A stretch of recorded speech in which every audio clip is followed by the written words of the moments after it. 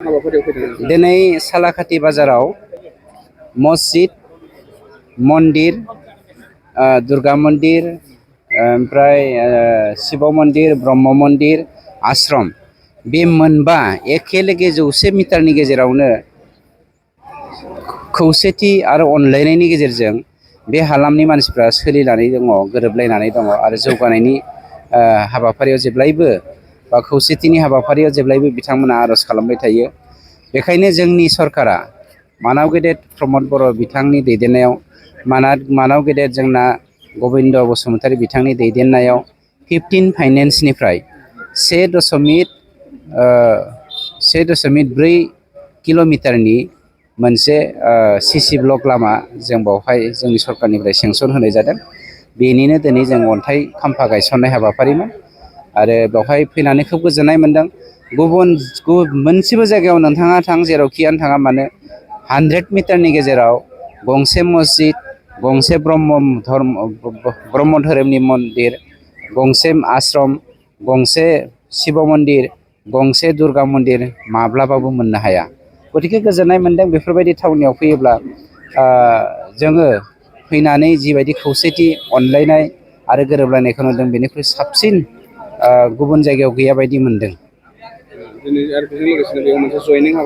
जयनिं हाबाफारि लादों। बेवहाय 150सा BPFनि हार्डकर मेम्बारफ्रा, लिडारफ्रा दिनै बेवहाय जयनिं जागोन आरो जयनिं हाबाफारिखौ दैदेननो जोंना मानाव गेदेर MLA बिथां जयन्त बसुमतारी।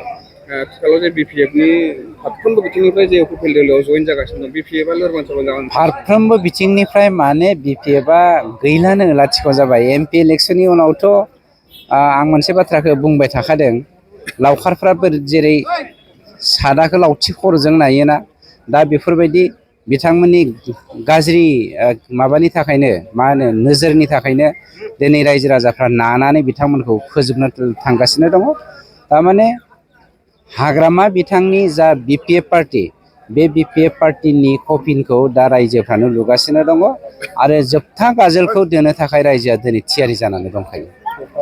बिसायख'थि जे जाय NDAनि केन्डिडेट, बे UPPL आरो BJPनि केन्डिडेट, बे रोखा सिनेमा UPPL दोलोआ क'क्राझार समस्तिनिफ्रायनो MP सिखांगोन, बे 100%। बावैसो साननि गेजेरावनो जोंनि हाइकमान्ड, पार्टि हाइकमान्डआ बे बिजाथिखौ डिक्लेयार होनाय जागोन। साख्रि नागिरग्रा सुबुंफोरनि थाखाय गोजोनथाव खौरां। गिबि खेबनि थाखाय RB मेथमेटिक्स सेन्टारा बाक्सानि सदर मसलपुराव गासै कम्पिटिटिभ एग्जामनि थाखाय गोदानै कचिं सेन्टार बेखेवनो थांगासिनो दं।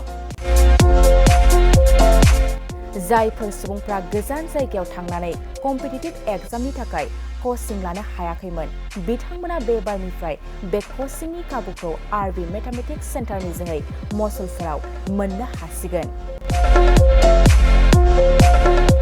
बे कचिं सेन्टाराव बिथांमोना direct recruitment, 3rd and 4th grade, railway, SSC, army GD, Agniveer, bank, police आरो टेट आनजादफोराव जिरायनो हानाय बायदि रोंगौथि गोनां फोरोंगिरिजों फोरोंथाय होनाय जागोन। बे कचिं सेन्टारनि सोमोन्दै आबुङै मिथिनो थाखाय 9101450597, 6900584714 आरो 9365132228 जानबुं अनजिमायाव खौरां लानो हागोन।